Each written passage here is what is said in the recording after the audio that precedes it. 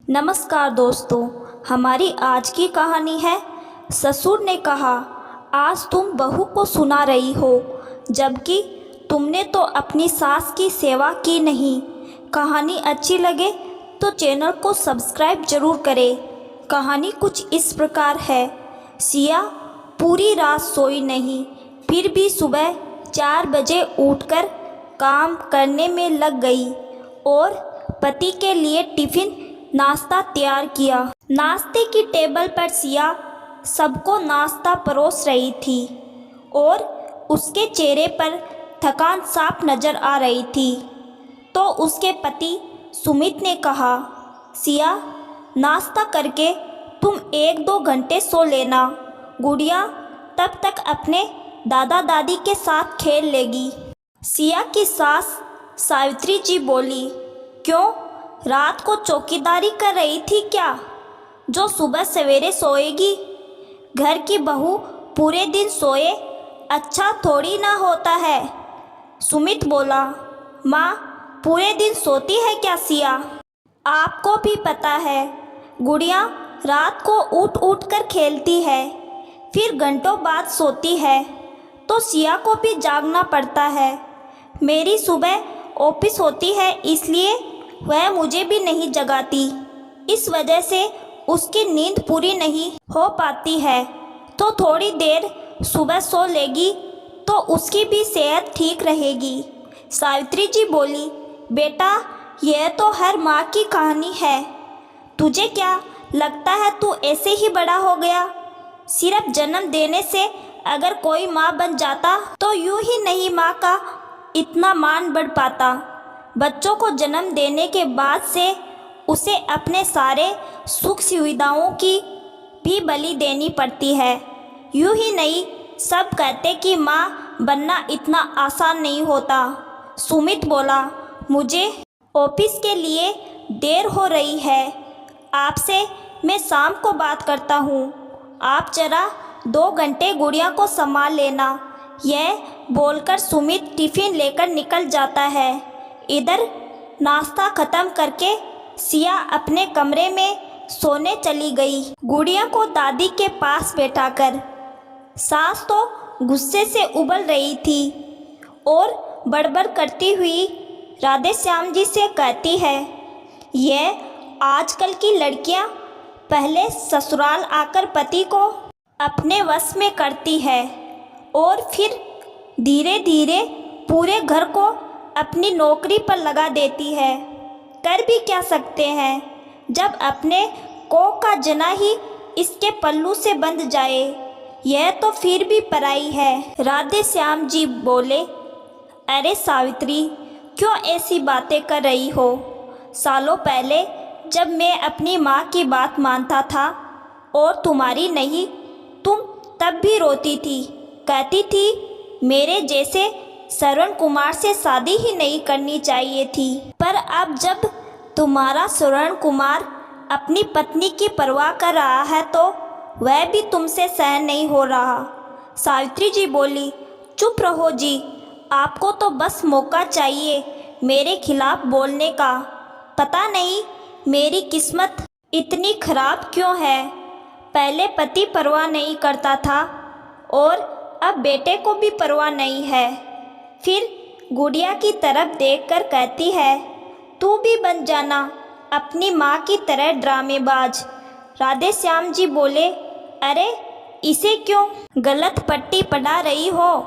लाओ इसे मेरे पास बैठा दो।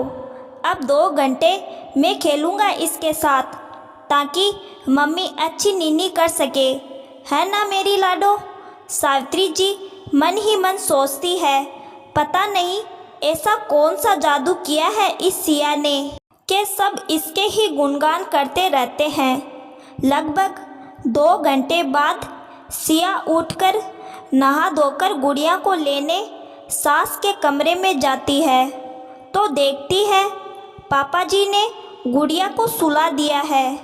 उसे देखकर सास कहती है, हो गई नींद पूरी, चाहो तो और 1-2 घंटे सो ले, क्योंकि गुड़िया तो सो रही है। सिया, नहीं मम्मी जी, मैं खाना बनाने जा रही हूँ, अगर यह उठे तो आवाज़ लगा दीजिएगा। राधे श्याम जी, हाँ बहू तू जा, मैं बुला लूँगा तुझे। दोपहर को सभी खा पीकर सो जाते हैं तो गुड़िया खेल रही होती है। सिया भी गुड़िया के साथ खेल रही होती है। शाम को गुड़िया सोती है तो सिया की भी आंख लग जाती है, तो सास गुस्से में खुद ही चाय नाश्ता बनाकर खा लेती है। कुछ देर बाद सुमित आ जाता है और माँ को यूँ अकेले चाय नाश्ता खाते देख सिया के बारे में पूछता है। सावित्री जी बोली, सो रही है, तूने सुबह कहा उसे सोने देना, तो मैंने गुड़िया को अपने पास ही रखा।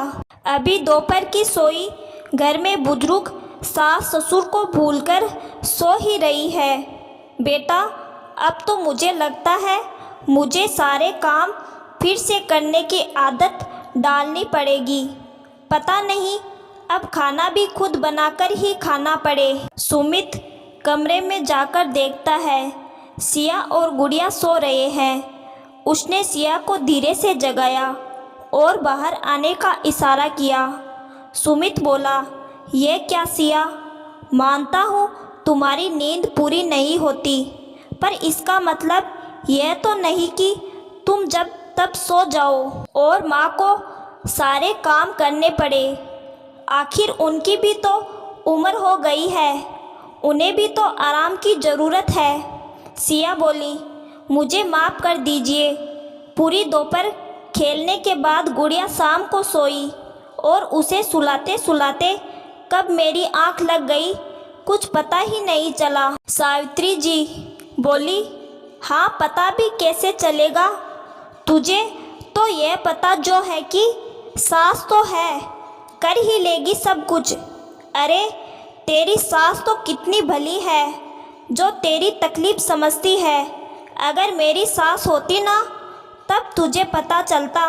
राधे श्याम जी बोले, हाँ बहू, इनकी सास होती ना तब तो तुम कब की अलग हो गई होती जैसे यह हुई थी, क्योंकि सास की बातें सुने इतनी हिम्मत नहीं थी इनमें, तू तो फिर भी सुन लेती है। सावित्री जी आंखें दिखाते हुए बोली, क्या बोल रहे हैं आप? राधे श्याम जी, सावित्री, जो जैसा होता है वह पूरी दुनिया को वैसे ही देखता है। मेरी माँ तो तुमसे डरती थी। अरे एक कप चाय के लिए भी तुम उन्हें कितना सुनाती थी, और आज अपनी बहू पर अत्याचार कर रही हो। मत भूलो तुम्हें भी बूढ़ी होना है। आज तो शरीर साथ दे रहा है, कल ना भी दे, तब एक कप चाय के लिए कहीं तरसना ना पड़े, क्योंकि हमारा व्यवहार हमारे सामने वाले को अच्छा या बुरा बनाता है। किस जमाने में जी रही हो तुम पता नहीं। वह जमाना गया जब सास के अत्याचार बहुएं सिर झुकाकर सहती थी। अब तो अगर बहू ने पलटकर अपने पर हुए अत्याचार का जवाब दे दिया तो पूरा बुढ़ापा ही नरक बन जाएगा। अरे बहू को अपना मानोगी तो वह भी तुम्हें दिल से अपनाएगी। आज उसकी तकलीफ तुम देखोगी तो वह कल तुम्हारी तकलीफ समझ पाएगी, वरना जाकर वृद्धा आश्रमों के चक्कर लगाकर आओ, तब पता चल जाएगा। सिया बोली, पापा जी ये कैसी बातें कर रहे हैं आप? मैं क्या आप लोगों को ऐसी बहू लगती हूँ? राधे श्याम जी बोले, बहू तुम ऐसी नहीं हो, पर वृद्ध आश्रम में जाने वाले हर बुजुर्ग सिर्फ बेटे और बहू के वजह से ही नहीं होते, कुछ अपनी वजह से भी होते हैं। हम सामने वाले की तकलीफ अगर नहीं समझेंगे तो वह भी क्यों समझे। सावित्री जी चुपचाप खड़ी थी, उन्हें अपनी गलती का एहसास हो गया। सावित्री जी ने सिया से माफ़ी मांगी और कहा, मुझे माफ़ कर दो बहू, मैं एक अच्छी सास नहीं बन सकी, फिर भी तुमने मुझे कुछ नहीं कहा। सिया ने अपनी सास को माफ़ कर दिया और एक अच्छी बहू बनने का वादा भी किया। तो दोस्तों, आपको हमारी कहानी कैसी लगी कमेंट करके बताइएगा। धन्यवाद।